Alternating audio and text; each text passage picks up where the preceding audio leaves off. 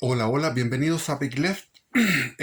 Sigo leyendo este libro que tiene más de 1000 páginas, que se dedica toda esta cantidad de páginas al militar y aquí al gobierno de la Unión Popular. Y aquí estamos eh, con la historia del siglo XX resumida, que no la he leído toda porque si no serían muchos videos para leer toda la historia, el resumen de la historia del siglo XX. También tengo discursos de mi padre que quiero leer en los próximos videos, pero ya cuando lleguemos al periodo de Ibáñez. En este momento estamos terminando el periodo del Frente Popular, del primer gobierno del Frente Popular, que fue el gobierno de Aguirre Cerda. Y comenzamos. Habiéndose enfermado en 1941, Aguirre Cerda tuvo que retirarse de su cargo y designó a Jerónimo Méndez, su ministro del Interior, como sucesor. El 25 de noviembre de 1941, Aguirre Cerda murió. El Frente Popular, que ya se había desintegrado a raíz de las interminables peleas entre socialistas y comunistas, se reformó en una hábil alianza que incluyó esta vez a la Falange Nacional, recién creada, un grupo que se había dividido de la derecha y que estaría destinado a convertirse algunos años más tarde en el Partido Demócrata Cristiano. Una circunstancia externa facilitó la formación de la nueva alianza entre socialistas y comunistas: la invasión de Rusia por los nazis en 1941. Con Rusia ahora antifascista, porque antes había tenido un pacto de no agresión con los nazis, el Partido Comunista de Chile se volvió obedientemente antifascista y unió sus fuerzas a los socialistas en oposición a la Alemania nazi. Los comunistas, en las elecciones parlamentarias de 1941, produjeron los mejores resultados tenidos hasta entonces, ganando el 11,8% del total de los votos. A los socialistas les fue mejor aún, ganando el mayor porcentaje de votos que jamás habían logrado, un 16,69%, es decir, casi un 17%. Lo lograrían hasta Allende. El año 1941 también se vio a las fuerzas de la derecha perder el control del Congreso por primera vez en la historia. En 1945 lo recuperaron nuevamente por un margen pequeño y por última vez. El Partido Radical ha sido descrito por uno de sus mismos líderes como un partido con mala memoria.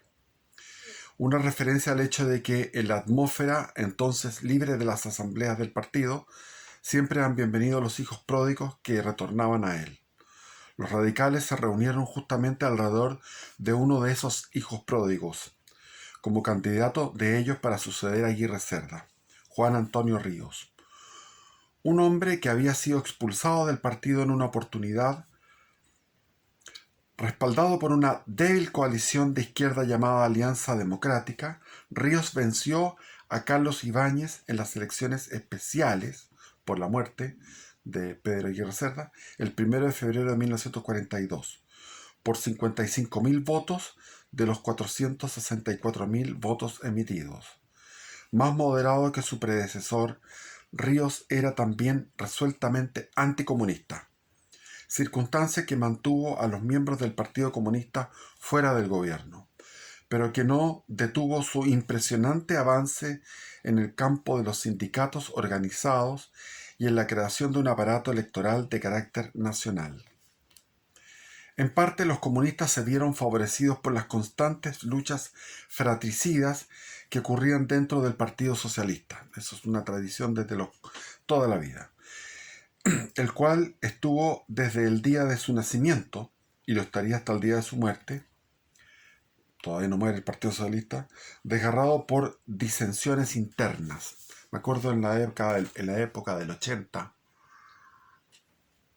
de los años 80, había como 12 fracciones.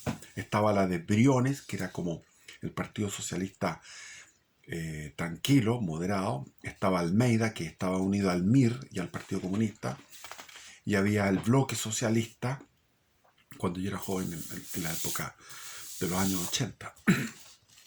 Había muchas. Después se juntaron, por conveniencia se juntaron cuando ya empezó a regir en pleno en los gobiernos de la Concertación.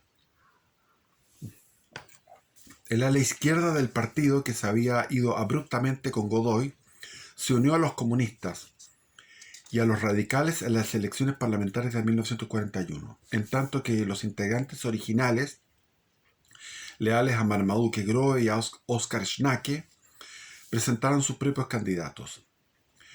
Nuevas luchas internas se produjeron después de la elección sobre la cuestión de si debían o no seguir apoyando a Ríos, esta vez a mediados de 1944. Grove encabezó a una facción que se separó para formar el Partido Socialista Auténtico. Es muy divertido estos los nombres. Yo formé el Partido Socialista Fuerte, que era una ficción, una humorada, en la Universidad de Chile. Partido Socialista Fuerte contra los partidos socialistas débiles. Y el control del resto del partido cayó en manos de Salvador Allende. Las fuerzas de Allende controlaban a los gremios dominados por los socialistas e impusieron nuevas y más feroces batallas contra los comunistas por el control de los sindicatos. Los radicales y los demócratas cristianos, aún se les llamaba Falange Nacional, apoyaron a los comunistas ya en esos tiempos, quienes retuvieron el control de la Federación de Trabajadores. Los socialistas de Allende formaron entonces su propia organización. Había una separación entre Allende y los socialistas y los comunistas, y sin embargo los de la Falange apoyaban a los comunistas. Las constantes riñas y habladurías dentro de sus propias filas forzaron a Ríos a volverse más y más hacia los independientes para llenar los cargos de ministros. De esta forma, la izquierda perdió la primera oportunidad genuina que jamás tuvo para gobernar en ese tiempo. Por primera vez la izquierda controlaba ambas ramas del gobierno, la legislativa y la ejecutiva. Pero en la práctica, debido a su incapacidad para superar los celos y rivalidades internas, en realidad no controlaba ninguna de las dos. Hay que recordar lo que acabamos de leer, que la derecha había perdido por primera vez el control de las dos cámaras. La mayor preocupación de Ríos estaba en el ámbito de las relaciones exteriores, romper o no romper con el eje. Dos consideraciones estratégicas inclinaban a Chile a favor del mantenimiento de las relaciones. Primero, lo fútil del intento de defender un litoral de más de 4.200 kilómetros por parte de una nación militarmente débil, y segundo, el hecho de que los cargamentos chilenos de metales cruzaban los mares sin ser molestados, siempre que se mantuviera esa neutralidad.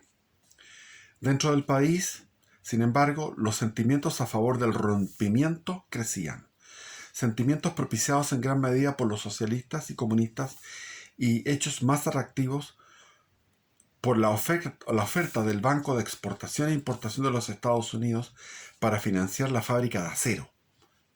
O sea, el precio de la paz, el precio de entrar en la guerra y romper con el eje, era una fábrica de acero en la bahía de San Vicente, en Talcahuano. El 1 de enero de 1943, Ríos pidió al Senado su opinión.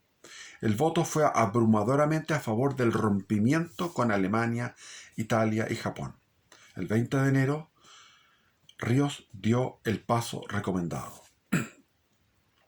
Aunque pasarían muchos años antes de que la planta de acero, siderurgia, comenzara a producir, lo hizo recién el 2 de junio de 1950, la construcción de la fábrica de acero comenzó casi inmediatamente. Estaba situada en la bahía de San Vicente, cerca de Concepción, el núcleo de un eventual complejo industrial en esa área, hasta el día de hoy, para competir con el tradicional corredor industrial de Santiago a Valparaíso. Hubo otro acontecimiento económico de importancia paralela durante los periodos de Ríos. Después de años de búsqueda y de haber invertido 60 millones de pesos intentándolo, El 29 de diciembre de 1945 se descubrió petróleo en Spring Hill, ahora llamado Manantiales, Tierra del Fuego. Para 1974, el país producía 2,2 millones de metros cúbicos de petróleo, 30% del consumo total. En 1983, la producción de petróleo crudo cubría el 48% de las necesidades del país y el 64% para 1986. Lamentablemente se secaron los pozos. La educación pública tuvo alta prioridad, pero esta vez en el nivel secundario. Ya habíamos avanzado del primario al secundario. El presidente Ríos encomendó un estudio a un grupo de profesores a fin de convertir esta rama de la enseñanza en un instrumento eficiente de progreso social y económico. Esta rama de la enseñanza se refiere a ciencia secundaria.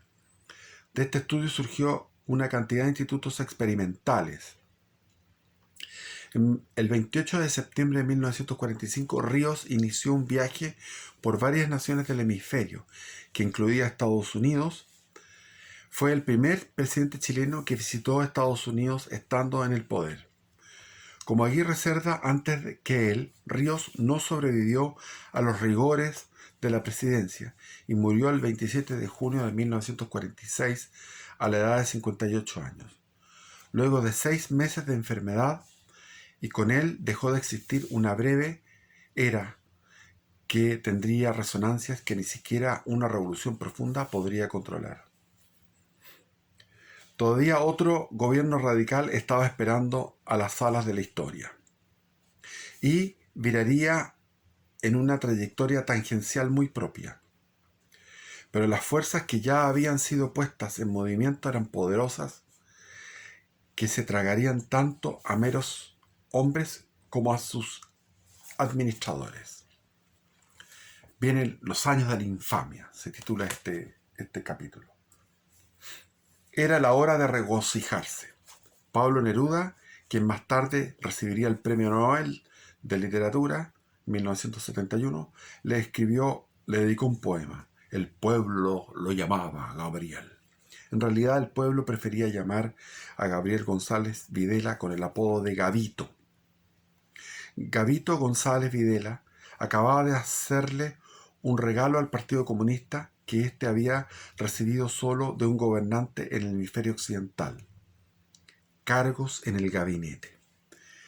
El precedente era Cuba, donde el dictador Fulgencio Batista, en 1940, recompensó a los comunistas con 3 puestos por su apoyo electoral. Batista los mantuvo en su gabinete durante 4 años.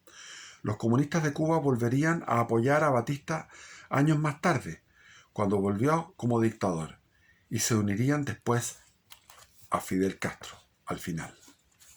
González Videla, el más radical, duro y pendenciero de los 3 presidentes radicales, llegó al poder gracias al decidido apoyo de los comunistas y tuvo que pagarles un precio muy alto. A cambio de su apoyo, los comunistas exigieron que su candidato fuera nominado a una convención de los 3 aliados de la coalición: radicales, comunistas y el pequeño Partido Demócrata, y que el candidato jurara ser fiel al programa que se aprobaría durante la convención. González Videla estuvo de acuerdo, pero trató de renegar del acuerdo desde su comienzo, y una vez en el poder renegó sin piedad de lo acordado. En su discurso de aceptación durante la convención, González Videla no juró apoyar el programa, no agradeció a los comunistas su apoyo y no se comprometió a gobernar con la participación plena de todos sus aliados. Ricardo Fonseca, un tosudo ex maestro de escuela primaria, quien pronto tomaría el control del Partido Comunista, estaba sentado detrás del orador y le deslizó una nota a González Videla recordándole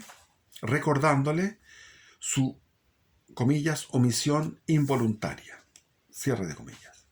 Como la nota no diera los resultados deseados, Fonseca, ante el asombro de todos los presentes, se levantó ostentosamente de su asiento y se acercó a González Videla para recordarle en un susurro que todos pudieran oír, las promesas que había hecho. Solo entonces el candidato se acordó de hacer las promesas estipuladas. Este era este gallo, Ricardo Fonseca, presidente del Partido Comunista, secretario general. En esa elección, la derecha fue víctima de su excesiva confianza en ellos mismos. Error que no volverían a repetir, pero que sí repetirían los otros partidos no marxistas de Chile. En las elecciones parlamentarias de 1945, los dos partidos de la derecha, conservadores y liberales, habían obtenido ganancias impresionantes, aumentando su cuota de votos del 31% que obtuvieron en 1941 al 41%. Al mismo tiempo, los tres partidos de izquierda, radicales, comunistas, socialistas, descendían del 50% al 43%. Como resultado de ello, los conservadores lanzaron la candidatura de Eduardo Cruz Coque, un médico muy respetado y ex ministro de Salud Pública, que era discípulo de mi padre y estaba dentro de lo que eran los Cóndores, que era un grupo secreto de nacionalistas. Abandonó los Cóndores para presentarse a candidato a presidente, cuyas políticas eran lo suficientemente avanzadas como para ganarle el favor de la Falange y del Partido Socialista Auténtico de Marmaduke Grove. Los liberales siguieron su propio camino con Fernando Alessandri, hijo del presidente Arturo Alessandri. Aquí hay un detalle muy interesante que cuenta mi padre, que le tocó, porque iba a ir Ibáñez y Carlos Ibáñez del Campo y Arturo Alessandri Palme a esta elección. Y Arturo Alessandri Palme hizo una proclamación en el Teatro Caupolicán. Se proclamó en el Teatro Caupolicán y mi padre tuvo que estar ahí todo el rato para que al final le dijo: mira, yo vengo de parte de Carlos Ibáñez del Campo para decirte que Carlos Ibáñez del Campo no está contento con esta proclamación tuya y que mejor es que proclames a tu hijo, que se llama Fernando Alessandri Rodríguez y que después fue presidente del Senado, senador. Entonces Arturo Alessandri Palme dijo no, pero que no se presente Carlos Ibáñez. Entonces estuvo en este pasillo entre dimes y te diré. Era el mensajero, mi padre era el mensajero de ambos líderes, porque conocía a los dos y era amigo de los dos líderes, de Carlos Ibáñez del Campo y de Arturo Alessandri Palme. Finalmente se llegó al acuerdo, mediante estas conversaciones, de que fuera Fernando Alessandri, el hijo del presidente, del expresidente, el hijo de Arturo. Los socialistas de Allende eligieron a Bernardo Ibáñez, ninguna relación con el expresidente, mientras que los radicales presentaron a González Videla, el combativo heredero político de Aguirre Cerda. Los dos candidatos de la derecha se repartieron un resonante 57% del voto total, contra 20% de González Videla. El candidato de Allende logró mendigar el 2% y desapareció en la noche del olvido. La elección fue puesta en manos del Congreso, donde los liberales negociaron un pacto que llevó al candidato radical a la presidencia. O sea, entró González Videla con el 20% de los votos a ser presidente. Así era la Constitución de 1925. Se trataba de la primera vez en la historia de Chile en que el Congreso había decidido una elección, basándose en lo previsto por la Constitución, para el caso de que ninguno de los candidatos obtuviera la mayoría absoluta de los votos. Si nadie obtenía la mayoría absoluta de los votos, la primera mayoría, que en este caso fue González Videla con 20%, fue elegido. La derecha se repartió entre dos candidatos. Fue un recurso que luego sería utilizado en todas las elecciones que siguieron. En todas, menos una, cuando fue la elección de Frei, donde sacó más del 50% de los votos. Y estableció una tradición de que el Congreso elegía al candidato que hubiera obtenido la mayor cantidad de votos, aunque la Constitución no contenía tal disposición. Fue una tradición. Los liberales en verdad entregaron sus votos a González Videla por otras razones, una cuota del poder. El nuevo gabinete tuvo 3 ministros liberales, 3 radicales y 3 comunistas. No, había menos ministros. 3, 3 y 3, 9. Los ministros no deberían pasar de 5, máximo 10. Nunca hasta entonces los comunistas en ningún otro país del mundo occidental habían alcanzado tanto poder e influencia, y todo dentro de la ley. Lo que es más, estaban en pleno ascenso por la escala del poder. En las elecciones municipales de 1947 ganaron el control de todas las ciudades más importantes del país, al obtener 91.200 votos de los 552.000 votos emitidos, o sea, el 16,5% del total, casi el doble del total de los socialistas y una cantidad suficiente para convertirlos en el tercer partido del país, después de los conservadores y de los radicales. En el Congreso contaban con 5 senadores, 15 diputados, de un total de 45 senadores y 147 diputados. Los comunistas y la era del Partido Radical pronto se desbarrancarían juntos.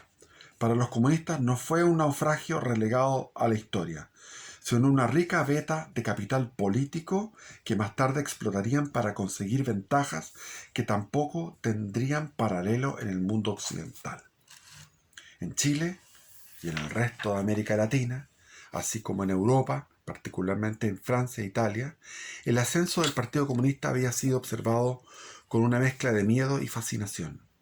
Que los comunistas se sometieran a las leyes de la democracia burguesa era algo que confundía a sus enemigos y adormecía a los tibios amigos del momento. A sus tibios amigos, siempre los amigos del momento, como los demócratas cristianos. Suavemente, gradualmente, escribió el excomunista Rabinets, el Frente Popular ablandó la resistencia nacional contra el comunismo, suavizó las tensiones que circundan los peligros del marxismo, hizo que hasta los más despiertos bajaran la guardia y anestesió la vigilancia de quienes estaban más alertas. No se tomaba muy en cuenta el hecho de que los comunistas no necesitaban recurrir a la violencia para lograr sus propósitos. Tanto el clima intelectual como las reglas políticas los apoyaban. Hay que entender que esto es posguerra. Está la Unión Soviética en su apogeo. La mitad de Europa era socialista, comunista. Y de esta manera podían pasar como fieles servidores de los procesos democráticos, mientras tendían las bases para su destrucción. Se trataba de una labor de decepción que incluía remover las brasas del odio de clases, de modo que la política en Chile se fuera degenerando cada vez más y pasara de ser una competencia entre ideologías políticas a una competencia entre clases económicas. El odio de clases, la envidia de clases. La búsqueda de soluciones para los problemas muy reales de la pobreza y de la imperfección política se dio el lugar a la frenética búsqueda del favor popular. Entonces la derecha, el centro, todos los otros partidos tuvieron que ir jugando el mismo juego de los comunistas. Entre los partidos de la izquierda, la lealtad al partido adquirió precedencia sobre la propia conciencia. Eso fue importantísimo. Entre los partidos de la izquierda, la lealtad al partido adquirió precedencia sobre la propia conciencia. Un estudio detallado del Senado chileno muestra que entre los congresistas de la derecha, una raza en declinación constante en la política chilena, la disciplina partidaria en las votaciones importaba poco, mientras que para los socialistas era importante y para los comunistas absoluta la obediencia a las líneas, a las directivas del Comité Central. En cambio, en la derecha, indisciplina. Y por cierto, que no existe ningún antecedente en toda la política chilena de que los comunistas hayan sacrificado una ventaja del partido en aras del interés nacional. Vuelvo a leerlo. Y por cierto, no existe ningún antecedente en toda la historia política chilena de que los comunistas hayan sacrificado una ventaja del partido en aras del interés nacional. Existía aún otra razón por la cual los comunistas podían ser su eclipse temporal con ecuanimidad. Existía aún otra razón por la cual los comunistas podían ver su eclipse temporal con ecuanimidad. El país había girado irrevocablemente hacia la izquierda. Habían logrado su objetivo. Se había corrido el cerco. A partir de González Videla, de Pedro Aguirre Cerda, a partir de los gobiernos radicales se había corrido el cerco cultural, ideológico hacia la izquierda. En Chile el debate político y económico podía ocasionalmente favorecerlos u ocasionalmente ir en su contra, pero estaba siendo conducido cada vez más inexorablemente sobre su propio terreno intelectual. Si tenían a todos los escritores, a todos los músicos, a todos los artistas de teatro y cine incipiente, a los periodistas. Silvia Pinto, una de las periodistas más combativas de Chile durante los años de Allende, resumió esto con las siguientes palabras en su libro, Los días del arco iris.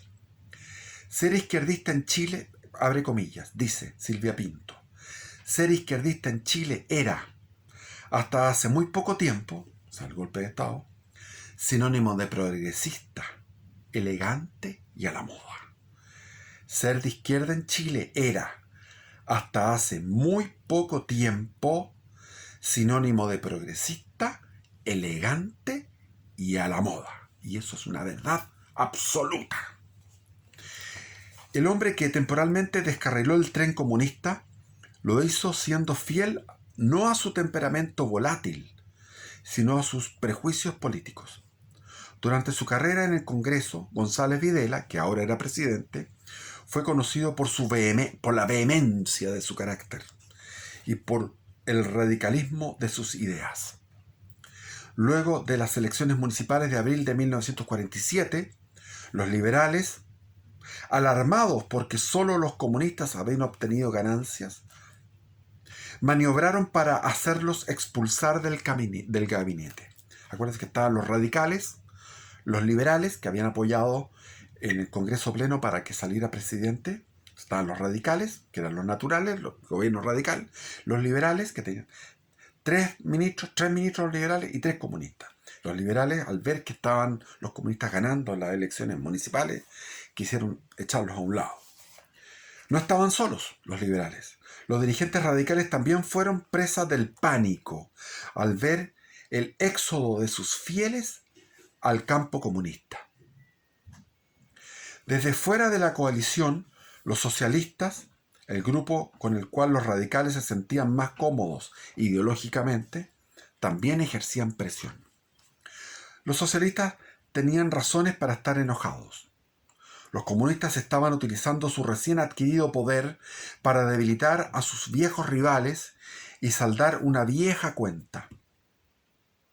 La vendetta, la venganza, datada de 1940, cuando los socialistas dieron la espalda a sus aliados comunistas y apoyaron en el Congreso una iniciativa de los conservadores para declarar al Partido Comunista fuera de la ley. Maniobra que fracasó solo porque el presidente radical, Pedro Aguirre Cerda, vetó la ley. Uno de los primeros del gabinete de González Videla era Carlos Contreras Labarca, el secretario general del Partido Comunista. Él ordenó una purga total de todos los funcionarios socialistas en el Ministerio de Obras Públicas. Una de las víctimas fue Raúl Ampuero Díaz, quien había sucedido a Allende como secretario general del Partido Comunista, famoso Raúl Ampuero. Los comunistas también usaron su influencia en el poder para desplazar a los socialistas de muchos de los puestos de avanzada que todavía les quedaba en el movimiento obrero, lo que desató una serie de confrontaciones internas, confrontaciones violentas entre comunistas, socialistas y anarquistas. Todavía estaban los anarquistas vivos y coleando. Instigado por los liberales, González Videla disolvió el gabinete. Fue al final de un periodo de 5 meses de ascendiente del Partido Comunista y el comienzo de un adagio en el gabinete que primero vio al presidente experimentar con un gabinete totalmente radical y luego con un gabinete de concentración nacional que incluía radicales, liberales, socialistas, conservadores y militares. Es decir, lo que habla del adagio es que toda esta lucha significó, toda esta enervación de los ánimos, significó la salida de los comunistas del gobierno, y finalmente González Videla vino un relajo, un adagio, una música suave donde entraron los radicales que estaban desde siempre, los liberales que se habían complotado contra los comunistas, entraron los socialistas, entraron los conservadores y los militares, es decir, todo lo que no era comunista. Era la primera vez que un gobierno civil presionaba a los hombres de armas a fin de que sirvieran de contrapeso para equilibrar el poder, precedente a lo que haría Salvador Allende en su gobierno. Pero pasarían todavía otros 15 meses antes que el hacha del verdugo cayera finalmente sobre los comunistas. El hacha del verdugo era el mismo presidente, Gabriel González Videla. El 3 de octubre de 1947, una facción de trabajadores de las minas de carbón de Lota, encabezada por los comunistas, estos habían concentrado sus primeros y mejores esfuerzos organizacionales en los mineros del carbón, salitre y cobre. Se declaró en huelga. Los socialistas, inclinados a cometer venganza, se pusieron del lado del gobierno para expulsar a los comunistas de la dirección del sindicato y romper la huelga. Esto me cuenta a mí un antiguo, cuando anduve en las minas de carbón, me contó un antiguo minero cómo los carabineros iban con lanzas a caballo y lanceaban por detrás, los lanceaban a los huelguistas y hubo muertos.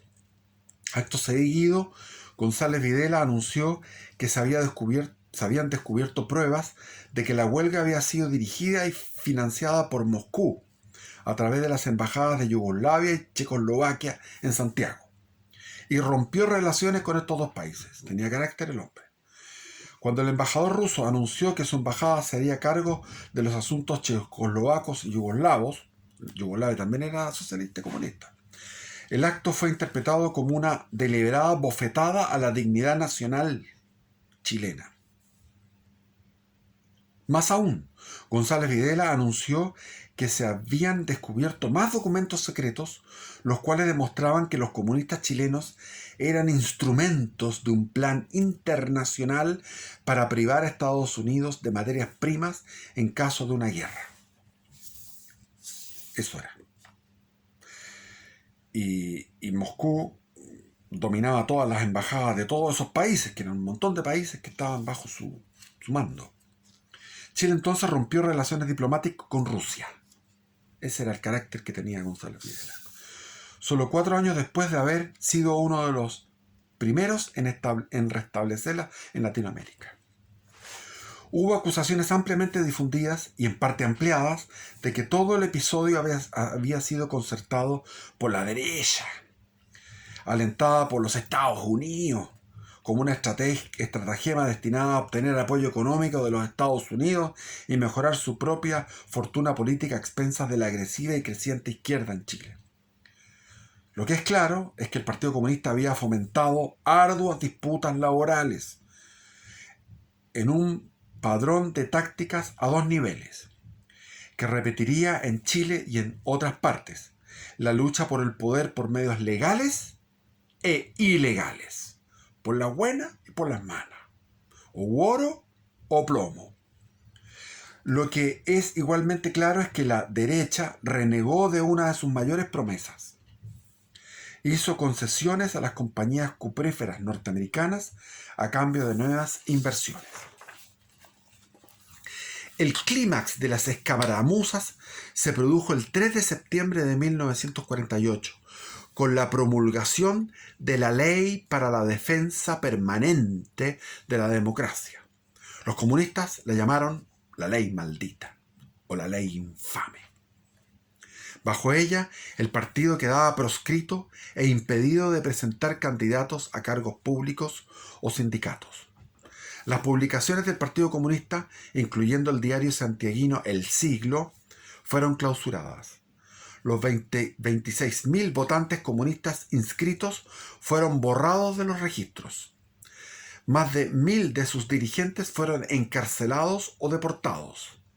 Entre ellos estaba su secretario general, el fogoso Ricardo Fonseca, el hombre que había hecho doblegarse en público a González Videla con el recadito, oye, un recadito que todos escucharan en la asamblea.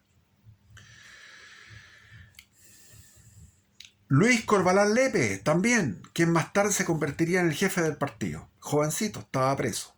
Y Volodya Teltelboin, un hombre civilizado, de lengua de terciopelo e intelecto agudo, destinado a transformarse en el principal ideólogo del partido. Volodya Teltelboin. ¿Cuán efectiva fue esta ley? ¿O cuán entusiastamente fue aplicada?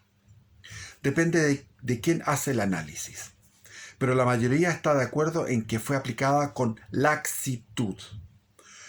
Lo que está claro es que la ley 8.967 aseguró para González Videla un lugar en los anales de la infamia del Partido Comunista. Así era el número de la ley. Régis Debray, el que había estado peleando con el Che Guevara y historiador de todos estos temas, Régis Debray, por ejemplo, no solo lanza improperios contra este hombre frívolo y vulgar, sino que también lo somete al mayor agravio. Escribe su nombre con faltas de ortografía. Está igualmente claro que la ley fracasó en su intento de detener la ola del marxismo en Chile, cuya custodia ahora pasó irrevocablemente a los erráticos e irascibles socialistas. Quedaron los socialistas. La consecuencia inmediata de la ley fue producir un nuevo cisma en el Partido Socialista. Otro más. 3 diputados socialistas que votaron a favor de la ley fueron expulsados del partido. Allende y Ampuero se unieron para formar un nuevo partido anti-González Videla, el Partido Socialista Popular, PSP. En las elecciones parlamentarias del año siguiente, el PSP obtuvo un total de votos mayor que los votos combinados de los otros 2 partidos socialistas, logrando la elección de 6 diputados y de un senador. El senador Salvador Allende, aunque fuera de Chile, Allende había atraído poca atención y no mucha dentro del país. Ya había quienes detectaban en este manipulador incansable las señales de un hombre en movimiento. Uno de tales observadores fue el mismo González Videla, quien, en una cena en 1947, pronosticó que Allende sería pronto el próximo presidente de Chile. Se trataba en efecto de tiempos de creciente fragmentación de la política en Chile. En las elecciones parlamentarias de 1945 compitieron 12 partidos. En las de 1949, 18. Y en las de 1953 había 26 partidos compitiendo. Parece que se repite la historia. A pesar de la fragmentación, las elecciones de 1949 contenían un mensaje que, de alguna manera, no fue comprendido por los dirigentes políticos. El electorado estaba claramente desencantado con la extrema izquierda. Para los ahora mansos radicales, se trataba de su último y gran estruendo, de la última vez que recibirían el mayor porcentaje de votos en una elección en Chile. Es decir, el pueblo apoyó la promulgación de la ley maldita contra los comunistas. hubo un aumento de la votación al partido rector, que era el Partido Radical.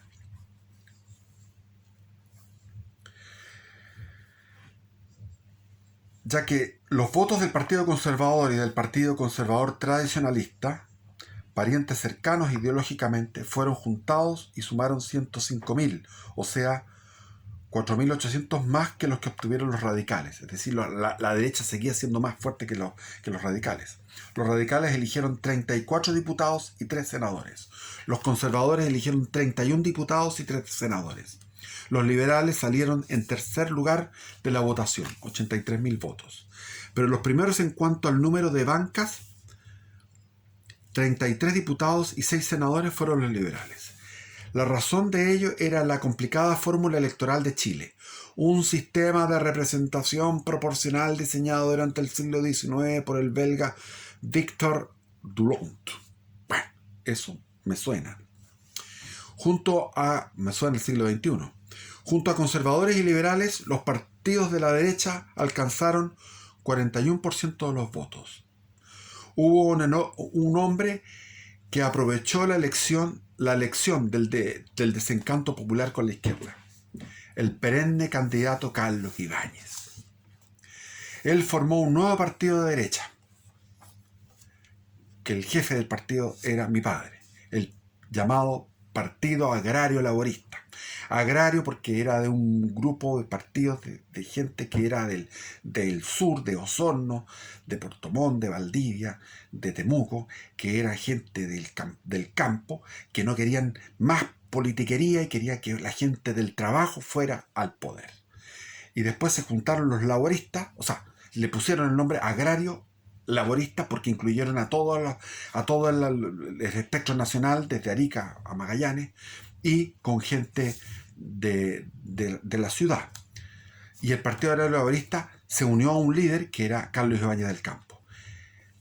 Y lo llevó a terminar en un cuarto lugar, pero iba creciendo Ibáñez del Campo y el Partido Agrario Laborista fue creciendo y constituyéndose en el más grande de su época. Entre una y otra cosa, la mezcolanza de la coalición de González Videla, la Concertación Nacional, esa mezcolanza que era de radicales, conservadores, socialistas, todo eso, militares, bueno. Toda esa mezcolanza que se llamaba Concentración Nacional controló los 2/3 de ambas cámaras luego del gran triunfo electoral. Oportunidad que pronto se desvanecería en las peleas entre partidos y los conflictos laborales fomentados por razones políticas.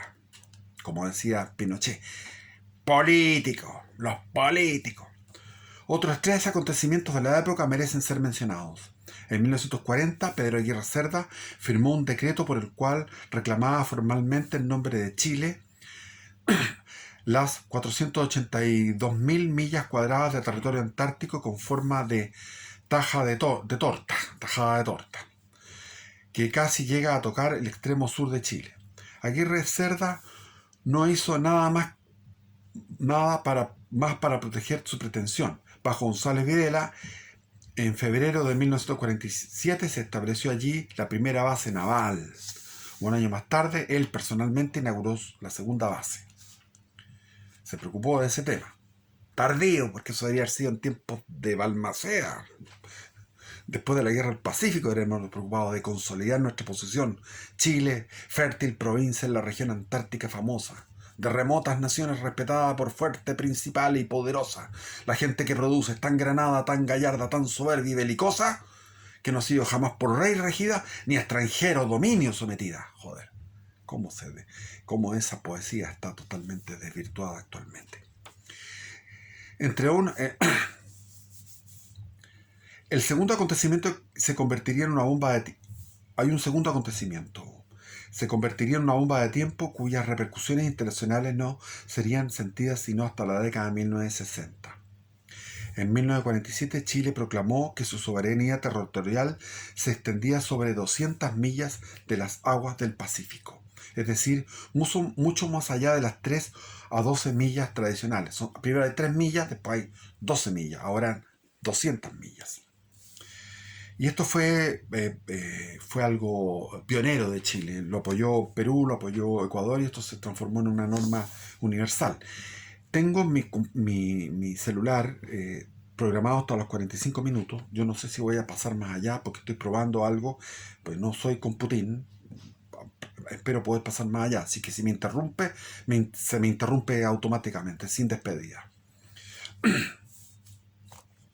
El tercer acontecimiento fue la ley del 8 de enero de 1949 que concedía a la mujer el derecho a votar en todas las elecciones. El 8 de enero de 1949, recién, se concedía el derecho de voto a las mujeres. Las mujeres chilenas, mucho más liberadas que las de la mayoría de los países de Latinoamérica, se proyectarían como una fuerza electoral independiente y poderosa, que debía ser tomada en cuenta de acuerdo a condiciones muy prácticas y propias. Como lo indica el cuadro 10, las mujeres apoyaron consistentemente a los candidatos más conservadores en cada contienda, una realidad que los partidos eligieron ignorar con la misma consistencia, mientras ellas continuaban su marcha hacia la izquierda. Es decir, la derecha no pescó el apoyo femenino y las mujeres fueron yendo poco a poco hacia la izquierda. Cuando las elecciones presidenciales de 1952 se acercaban, era claro para todo el mundo, menos los políticos profesionales, que el público chileno estaba cansado de los partidos políticos. Por eso que eligieron a Carlos Ibáñez del Campo. El historiador Galdames dice que el fin de la era radical coincide con una marcada pérdida de prestigio de los partidos políticos, los que, en la opinión de la mayoría del país, había demostrado su incapacidad para orientar y guiar a las aspiraciones nacionales. La politiquería. Estaban cansados de la politiquería. El comentarista conservador Mario Arnelo, amigo de mi padre, estuvo de acuerdo. La descomposición de los partidos políticos es un drama nacional, porque está destruyendo no solo a los partidos mismos, sino al sistema jurídico,